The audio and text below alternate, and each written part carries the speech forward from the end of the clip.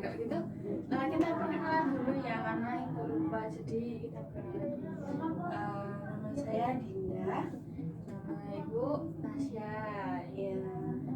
Nah, Mbak Dinda, oh tadi Mbak Dinda kan datang ke sini naik apa? Naik motor Bu, dianterin sama ayah. Oh, habis dari mana? Dari sekolah. Oh, sekolah. Iya. Gimana sekolahnya? Lancar. Lancar. Kok kayak agak ragu gitu ya? Iya Bu, itu semua yang mau saya bicarain hari ini. Nah, jadi kita ini hari ini mau melakukan konseling individu. Sebelumnya sudah tahu belum konseling individu itu apa? Belum tahu Bu. Baik, jadi Bu jelaskan dulu. Jadi konseling individu itu adalah suatu bimbingan yang dilakukan secara tatap muka seperti yang sedang kita lakukan ini. Nah, ini dilakukan untuk mengentaskan masalah yang sedang dihadapi oleh klien seperti Mbak Dinda ini yang datang ke sini. Nah, di sini Mbak Dinda nggak perlu khawatir karena di dalam konseling individu ini terdapat beberapa asas. Yang pertama itu asas kerahasiaan. Jadi obrolan yang kita bahas hari ini akan kita rahasiakan. Jika memang ada yang ingin dibicarakan kepada pihak lain, maka kita akan menghubungi Mbak Dinda apakah itu boleh dibicarakan kepada pihak ketiga atau tidak. Nah, asas yang kedua itu ada asas kesukarelaan. Jadi di sini diharapkan Mbak Dinda itu datang ke sini sukarela atau dipaksa? Sukarela. Nah, yang ketiga itu keterbukaan. Jadi Mbak Dinda di sini diharapkan untuk dapat terbuka dalam menceritakan suatu masalah atau yang sedang dirasakan oleh Mbak Dinda. Jadi sudah paham? Paham. Oke. Jadi Mbak, oh ya, di sini kita mempunyai kesepakatan waktu. Nah, waktu saya ada waktu 15 sampai 20 menit. Kira-kira Mbak Dinda setuju atau tidak? Setuju. Cukup Bu. Baik. Nah, kalau begitu kita mulai dari sekarang. Untuk Mbak Dinda, silahkan bercerita. Ya, ini Bu, tadi kan saya sempat menyinggung di awal kalau saya ada masalah soal belajar. Nah, saya itu kalau belajar itu kurang susah untuk berkonsentrasi gitu Bu. Kalau guru jelasin susah buat nangkepnya. Terus kalau dikasih tugas itu tuh kayak nggak bisa dijelasin sekali, sedangkan kalau aku minta dijelasin berkali-kali kayak yang ngejelasin sebel sendiri gitu Bu. Jadi kayak bingung kok nggak paham-paham gitu, entah akunya yang salah atau emang dasarnya nggak bisa ngerti-ngerti gitu Bu. Oke. Nah, itu Mbak Dinda itu seperti itu emang karena susah dalam mata pelajarannya atau emang susah gimana ya, pas diterangin gitu susah? Itu sama Karena pelajarannya karena pelajarannya. karena pelajarannya Nah, kalau karena pelajarannya itu susahnya pas pelajaran apa? semuanya susah Bu, tapi yang paling susah matematika Bu. Matematika sama bahasa Inggris itu susah. Nah, tadi kan Mbak Dinda bilang kalau susahnya itu di pelajaran matematika dan bahasa Inggris. Iya. Nah, terus kalau untuk mata pelajaran yang lain gimana? Kalau untuk mata pelajaran lain sih susah, 50-50 ya Bu, kadang susah kadang enggak. Tapi kalau matematika sama bahasa Inggris sih kayak emang dasarnya aku nggak ada basic di dua mata pelajaran itu, jadinya susah buat nguasain materinya. Kadang gurunya baliknya apa jelasinnya kecepatan, kalau aku minta dipelanin katanya kasihan teman-teman, tapi aku nggak ngerti-ngerti. Terus kalau bahasa Inggris tuh nggak ngerti karena keseringan pakai bahasa Indonesia, terus lebih sering pakai bahasa daerah juga kalau di lingkungan, jadi kayak bahasa Inggris tuh apa ya, kayak Asing. asing gitu di telinga, jadi kayak nggak suka aja, nggak suka sama pelajarannya, susah nangkepnya, gurunya juga kurang kurang enak Peduli. gitu.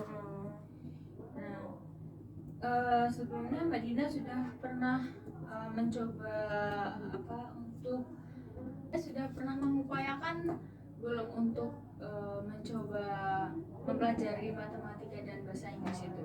Udah Bu, karena aku juga cerita nih sama orang tua. Nah, orang tua tuh ngasih aku fasilitas yang salah satunya tuh adalah les, karena kebetulan aku paling susah di matematika. Kalau bahasa Inggris mungkin aku masih bisa pakai kamus ya Bu, kalau matematika kan enggak.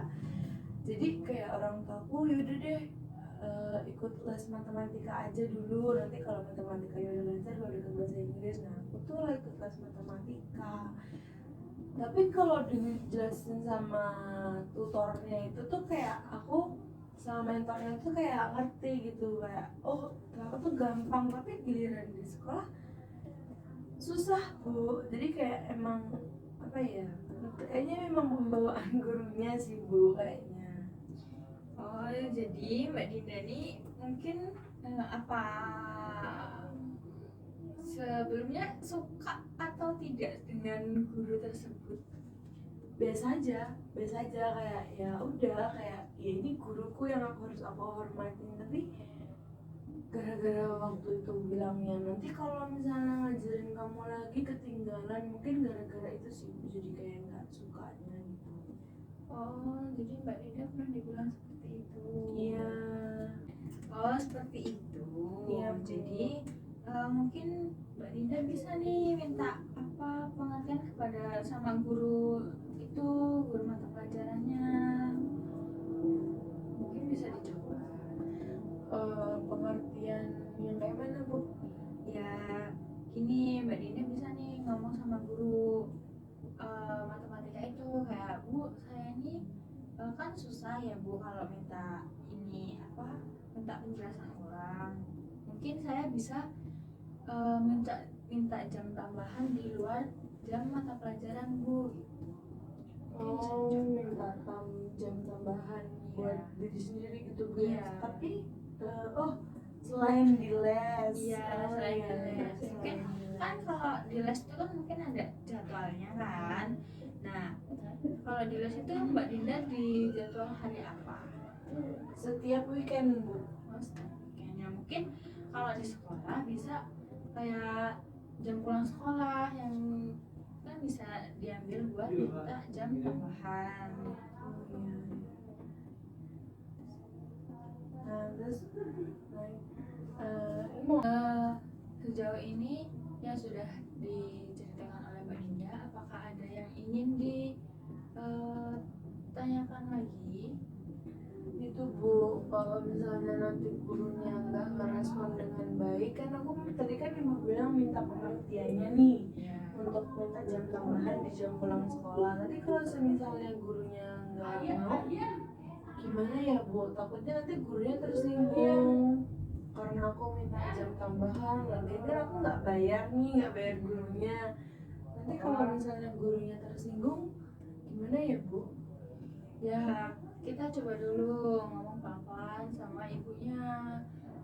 Ya biasanya ya kalau guru minta di jam apa ada jam tambahan gitu biasanya nggak apa-apa, karena kayak guru itu tuh nanti ngertiin kamu, oh anak ini ternyata kurang paham loh sama yang udah saya jelasin di kelas gitu. Biasanya guru itu mau disuruh dimintain jam tambahan. Jadi kalau misalnya ternyata gurunya nggak mau, saya harus gimana Bu? Kan pasti habis ditolak itu saya langsung awkward gitu kan, kayak bingung gitu harus gimana tuh, kayak gimana Bu? Kan itu di sekolah Mbak Dinda itu yang guru matematika itu hanya satu atau ada yang lain? Sepertinya ada yang lain Bu. Biasanya kalau memang guru itu nggak mau, ya Mbak Dinda minta apa ya, minta ke guru matematika yang lain. Ya kita bilang aja sama guru itu kalau misalnya kita tuh kurang paham gitu sama dijelasin sama ibu itu gitu. Oh iya. Makasih Bu. Ada lagi yang ingin disampaikan? Enggak sih Bu, tapi kalau enggak deh, enggak ya. Enggak ada Bu. Mbak Dina tadi kan bilang kesulitan di mata pelajaran bahasa Inggris dan matematika. Nah, sudah mengikuti les juga. Terus untuk nilai itu bagaimana? Apakah ada masalah atau tidak? Sejauh ini kalau buat masalah kayak di tugas harian atau tugas-tugas yang kayak UTS atau UAS itu nggak ada kesulitan sih Bu, karena itu tadi kan aku udah ikut les.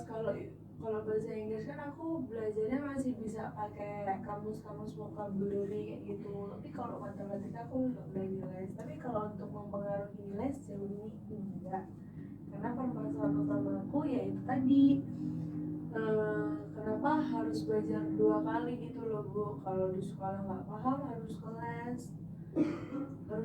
terus itu kan kayaknya capek banget ya Bu, karena kan sekolahnya full day. Jadi nggak ada masalah sih sama nilai untuk sejauh ini, nggak ada. Kalau misalnya di sekolah dulu diizinin buat apa, bawa HP atau apa gitu tidak? Enggak Bu, kebetulan sekolahku ini yang apa ya, bukan yang kuno tapi yang modern. Kita dari sekolah udah ada fasilitasnya Bu, kayak laptop, komputer itu udah ada, terus kayak tab-tab gitu ada. Tapi ya itu tadi nggak bisa sembarangan digunakan karena itu fasilitas. Baik, kalau memang tidak ada masalah, ya coba nanti kita dibicarakan lagi kepada guru yang bersangkutan itu, kita tanya dulu baik-baik bagaimana. Terus jadi dari apakah ada yang ingin disampaikan lagi? Kayaknya cukup deh Bu. Baik, jika sudah cukup, jadi apa nih yang sudah Mbak Dinda dapatkan untuk konseling hari ini? Yang pertama, coba untuk bicara sama gurunya kalau aku itu nggak paham sama apa yang disampaikan. Terus yang kedua, coba untuk perlahan-lahan untuk mengerti mata pelajaran. Terus mungkin tambahan juga, nanti pas gurunya nerangin, mungkin Mbak Dinda bisa nih dicatat. Nanti kalau misalnya memang nggak ini ya ditanyain lagi. ya Bu. Nah, waktu kita mungkin juga sudah habis. Jadi gimana nih perasaan Mbak Dinda hari ini? Lega Bu, karena akhirnya bisa cerita sama orang lain. Tadinya kan cerita cuma sama ibu sama ayah. Oke, alhamdulillah jika Mbak Dinda sudah merasakan lega. Gimana kalau begitu kita akhiri saja konseling hari ini. Apakah nanti akan ada pertemuan lagi? Nanti akan saya hubungi Bu. Oke, baik. Kalau begitu kita akhiri sesi konseling hari ini dengan mengucap hamdalah. hati-hati jalan ya. Ya Bu, makasih.